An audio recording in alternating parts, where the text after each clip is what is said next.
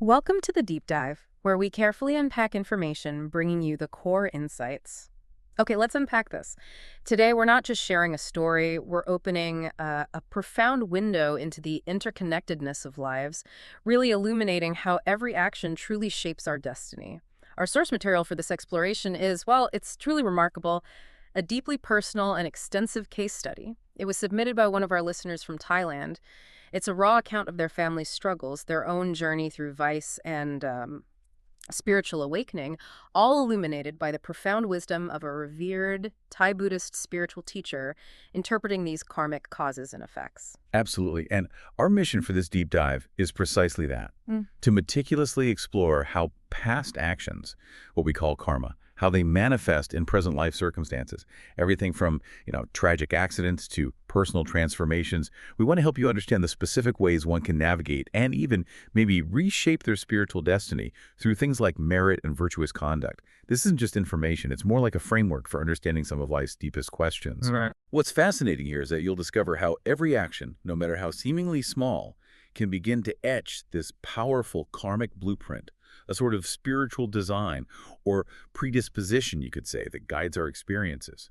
And then how deliberate, positive actions can create these profound shifts, offering those aha moments about, personal responsibility and spiritual growth. That's a powerful invitation to reflection right there. Let's begin with a poignant, incredibly sad story from our narrator's childhood. The tragic death of their younger brother at just 7 years old. The account details how the brother was riding a bicycle, was hit by a car at a T-junction, sustained a scalp abrasion, and then, tragically, the handlebar actually pierced his liver. It led to his death at the hospital. A truly heartbreaking event for any family. It is absolutely heartbreaking.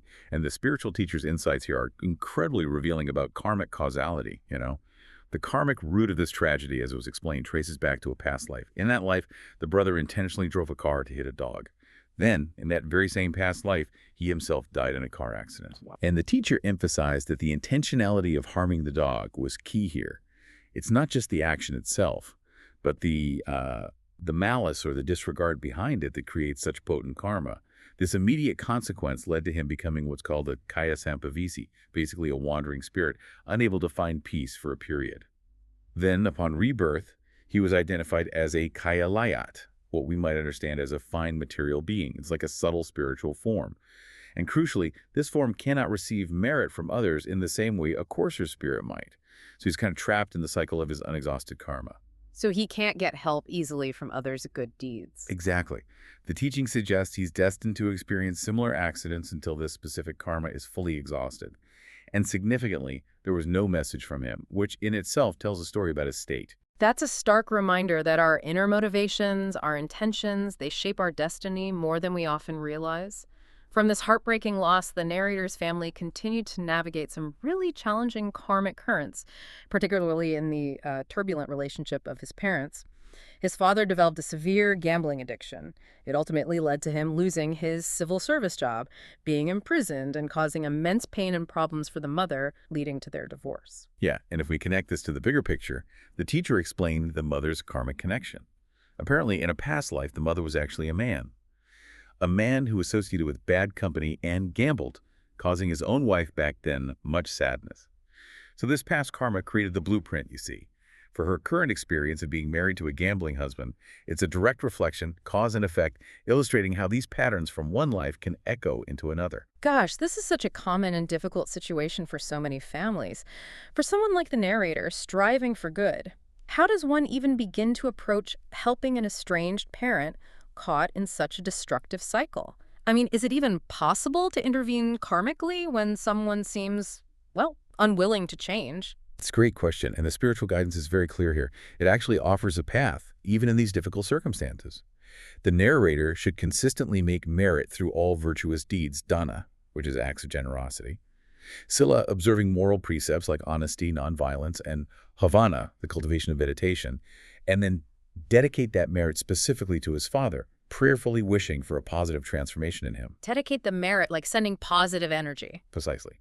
But crucially, the narrator must also act as a kalyana mitra. That means a true spiritual friend, So gently and patiently encouraging his father to practice generosity, observe moral precepts, cultivate meditation himself. This has to be done with great patience, the teacher stresses, and without making the father feel lectured, instead emphasizing love and gratitude. That sounds challenging. Yeah, Do it but without lecturing. it is. The teacher explained that this act of dedicating merit is like transferring a spiritual positive energy. It's a profound act of compassion that can reach and potentially uplift those in suffering if they're in a state to receive it. And he notes this is actually the highest form of repaying parental gratitude, far more profound than just physical care. That's a beautiful and profound approach, but, for many listeners, cultivating that level of patience and approaching someone without making them feel lectured, that can be incredibly difficult in practice. Does the teacher offer any insights into developing that specific kind of compassion? Well, the emphasis is truly on the sincerity and the consistent effort from the narrator's side.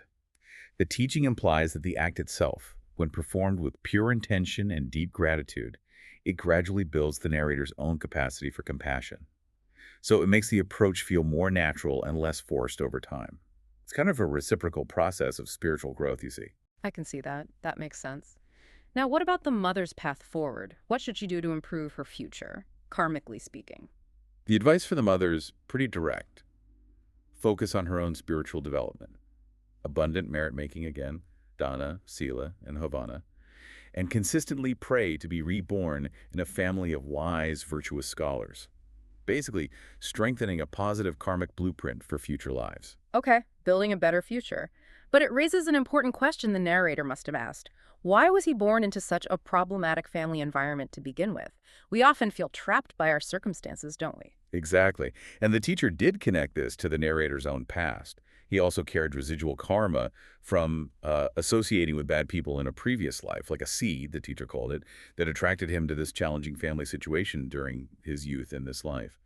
It's a reminder that we often carry our own karmic threads, both positive and negative, into new life circumstances, influencing the environment we're drawn into. Right, we're not blank slates. Okay, let's turn our attention now to the narrator's grandfather. He was a retired teacher, but also a habitual smoker and drinker. Alcohol, it's recounted, often made him violent, frightening the mother and aunts.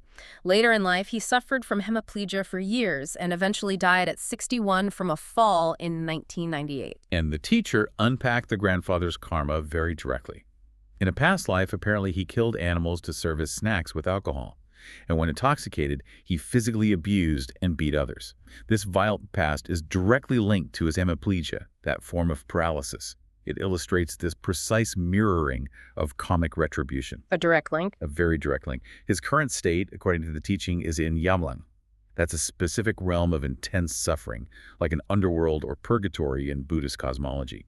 There he's suffering immensely, being forced to drink searing, molten copper. It's an agonizing torment that reflects the severity of his past actions with alcohol and violence. Molten copper. That's incredibly vivid and disturbing. It is. He has apparently received some dedicated merit, but the teacher says he needs much, much more to escape this torment. His message from Yamalok, conveyed through the teacher, expresses profound suffering, deep regret, and a desperate plea for more merit. He said he never imagined his actions would have such severe consequences. That's a truly harrowing message, a vivid illustration of the long reach of our actions for sure. Then there's the mysterious case of the grandmother. The mother recounted that the grandmother was repeatedly possessed by Phi-Pop, a type of, malevolent Thai ghost often believed to inhabit and consume its victims. And at one point, the grandfather even collaborated with a shaman who used blessed rice and whipped the grandmother until she was bruised in an attempt at exorcism. Yeah, but what's fascinating here is the clarification from the teacher. The grandmother was not actually possessed by a Phi-Pop spirit. Her symptoms were seen as more of a psychological condition, but one stemming from past karma. Ah, okay. So not literal possession. Not in the way they thought, no. She habitually believed in and practiced spirit mediumship, Rong Jiao Kalfi, it's called, inviting spirits to possess a person temporarily. And she often acted as a medium herself. During these trances, she would drink alcohol and make offerings with it, leading to the symptoms that resembled Phi-Pop possession. So her own practices created the symptoms. Exactly. The teacher used this to show that while her condition stems from her beliefs and practices, spiritual strength can also empower individuals to transcend such influences. He contrasted her case with another grandma teacher mentioned in the sources, who reportedly defeated a shaman through her own profound spiritual practice. different outcomes from similar backgrounds. Interesting contrast. So if it's this karmic psychological condition rather than outright possession, how can this deep-seated issue be resolved for the grandmother? The spiritual prescription is clear, according to the teaching. The grandmother needs to actively engage in merit-making dana, sila, and devoutly pray to the triple gem, Buddha, Dharma, Sangha. And, most importantly, completely and resolutely abandon all belief in and practice of spirit mediumship. That's key. This complete shift in belief and action is presented as the only way for her to find true healing and break that karmic pattern. A total break from the past practice. Okay, let's shift focus now to the narrator's own life path. After middle school in Keen, he entered a really challenging period. He spiraled into various vices: drinking, smoking, gambling, a nightlife lifestyle. This period led to multiple near-fatal accidents, notably a drunk driving incident in 2000 that landed him in the hospital. And this raises an important point about alcohol and its role in creating negative karma, something the source material really digs into. It critically examines the common slogan, "Don't drive drunk," Sure. right? And advocates instead for "Don't drink, then drive." Or even more radically, stop production. Stop production entirely. That's strong. It is. The core message from the teacher is that the intent behind consuming alcohol is often to get drunk, which then inevitably impairs judgment and leads to dangerous actions. And there's a fascinating, almost darkly ironic observation the teacher made that many alcohol producers themselves don't actually drink their own product. It highlights the broader implications of vice and suffering, often affecting others more than the purveyors themselves. That's a powerful point about intentionality and consequence. This difficult period, however, wasn't the end of the narrator's story. Not at all. In fact, it set the stage for a truly transformative turning point. But first, he shared the tragic story of a close drinking buddy. This was someone known for multiple relationships and even swinging partner swapping. This friend ultimately died in a car accident due to alcohol, a head-on collision with a truck. Yeah, another really powerful illustration of karmic consequence. It's a chilling echo of the narrator's brother's story, in a way, but with its own unique karmic threads. The friend's karma, as explained by the teacher, involved past lives where he habitually drank alcohol and killed animals for snacks. Familiar pattern, right? And when intoxicated in drinking circles, he became involved in fatal fights. This specific karma of violence fueled by alcohol directly led to his current fatal accident. So the violence was key there. Exactly. And like the grandfather, he is currently in Yamalok, that same realm of intense suffering, suffering immensely, being forced to drink searing, molten copper, crying out in pain. The swinging karma, the teacher noted, is actually a separate layer, a distinct pattern of consequences related to sexual misconduct that would lead to further specific suffering yet to unfold. Wow, layers of karma. The friend's message from that underworld, though, it sounds truly desperate, doesn't it? He deeply regrets his past actions, fully understands the severe karmic consequences of drinking now, and desperately needs merit to escape his suffering. He does. And the specific merit requested is deeply insightful. The friend specifically needs the merit of ordination. He asks that many of his friends ordain as true monks for a long period to help him. That specificity is important. Many friends, true monks, long period. Yes. And additionally, his ex-girlfriends, implying those involved in the swinging, are urged to ordain as nuns and practice deep meditation. This really highlights the powerful and precise nature of certain types of merit. The teacher explains that ordination isn't arbitrary. Its profound act of spiritual dedication is believed to cut through the roots of suffering in a way few other actions can.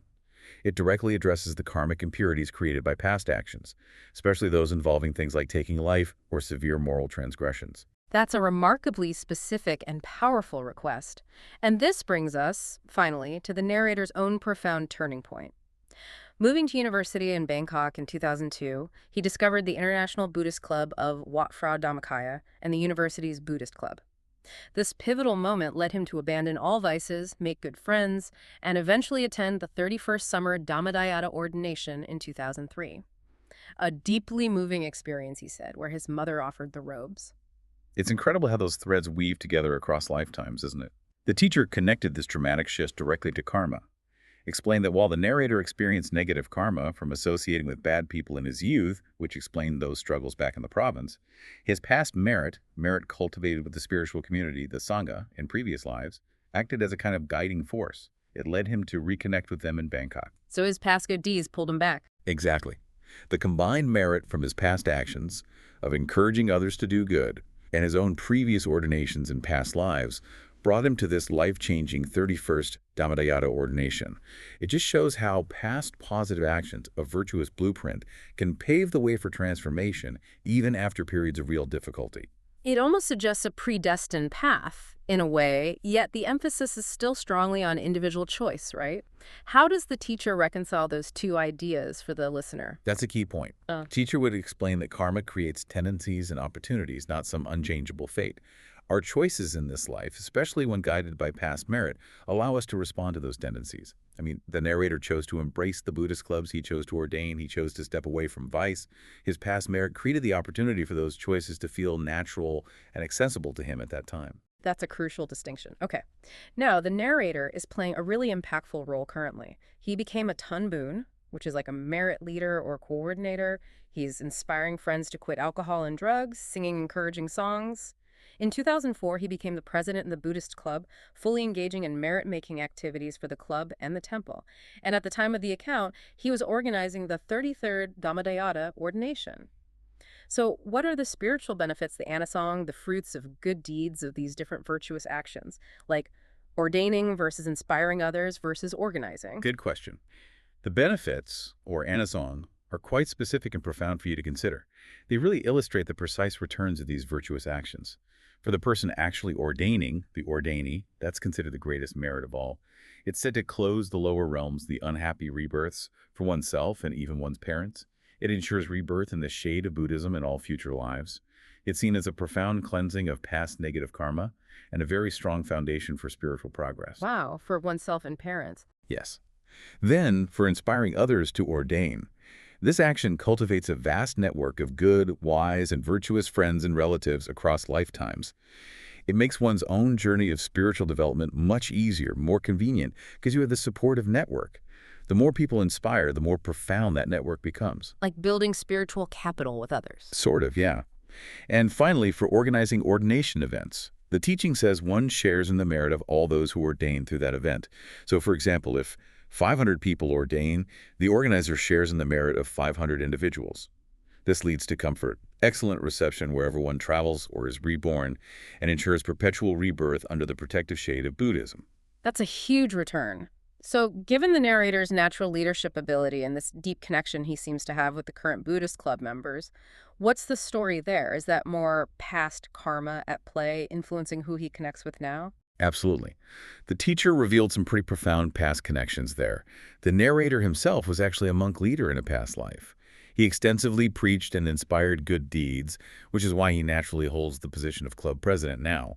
It's a continuation. And the current club members, they also share past karmic connections. They made merit together previously, some more deeply than others. It highlights the importance of fostering unity in this life to strengthen those positive bonds. So they've been working together before, in a sense. In a very real sense, yes. Furthermore, the narrator was described as a soldier of the king who ordained way back in a previous eon. He followed the king, became a powerful force in spreading the Dharma, practiced deeply himself, and even achieved profound meditative states like seeing the clear Buddha image. It's a truly remarkable spiritual trajectory outlined there. That's quite a lineage indeed. Now, the narrator also has this specific passion for songwriting and singing encouraging songs. Can this talent effectively serve his spiritual path in the work of his teacher, or is it separate? The teacher affirmed that this inclination for songwriting and singing is a habit carried over from past lives, although it's primarily driven now by his current interest and love for the art. So while his singing does help encourage others, which is meritorious, ordaining fully as a monk would be even more beneficial for his own path. It would allow him to continue and deepen the excellent spiritual progress from his previous lives as a monk leader. The teacher advises him not to change his good blueprint, meaning his strong karmic predisposition towards monastic life, but rather to strengthen it, as it's already so well established. Interesting. Align his present actions with his deepest karmic strengths. Okay. To conclude our deep dive into these karmic accounts, there's one final, quite sobering case from the sources. It's the mother's friend's son. Described as a kind person, but he tragically died at 18 from a rare disease, a tumor growing in his nasal cavity and face. From his nose, the side of his face, and under the chin. Yes, this is a case of very severe karma, and one that truly brings home the idea of the precision of karmic retribution. In a past life, this young man had tied up an enemy, brutally beat his face, and then used a wooden club to repeatedly hit his nose, face, and under the chin, striking upwards, ultimately killing him. Oh, that's horrific. It is, and the location of the tumor mirrors the past violence precisely. After death in that past life, he fell into Mahanrak, the great hell. After enduring immense suffering there, he's now experiencing the residual karma, the leftover effect, in this life as this disease. The teaching states he is destined to suffer this disease multiple times in future lives too, until that specific karma is completely exhausted. And like the narrator's brother, he has no message. Again, likely indicating a profound state of suffering that blocks communication or perhaps signifies the karma is still actively unfolding. It's a tragic illustration of human-on-human violence and the precise, brutal, or long-lasting nature of karmic retribution. It really underscores the teacher's earlier points about intentionality and consequences. So what does this all mean as we wrap up? The profound insights gained from this deep dive really underscore that every single action, from a careless act in traffic to a heartfelt spiritual dedication, it creates an indelible karmic imprint that shapes our present and our future. This detailed case study has vividly illustrated how understanding these karmic links empowers us to make conscious choices, not just for ourselves, but for those we care about, and even those we might be connected to from past lives we don't even remember. Absolutely. It really comes back to the power of intentional action, doesn't it? And the invaluable role of, well, spiritual community, good friends on one's journey. So for you, the listener, what's the most profound takeaway from these intricate, sometimes quite challenging karmic threads we followed today? Indeed. As we've seen these precise karmic consequences unfold, maybe ask yourself this. Considering all this, what specific intentional action, whether it's to prevent future suffering for yourself or others, or maybe to cultivate a more virtuous blueprint, what action will you choose to undertake or strengthen in your own life, knowing that your choices truly are the architects of your destiny? A powerful thought to carry forward and ponder. Thank you for joining us on this enlightening deep dive.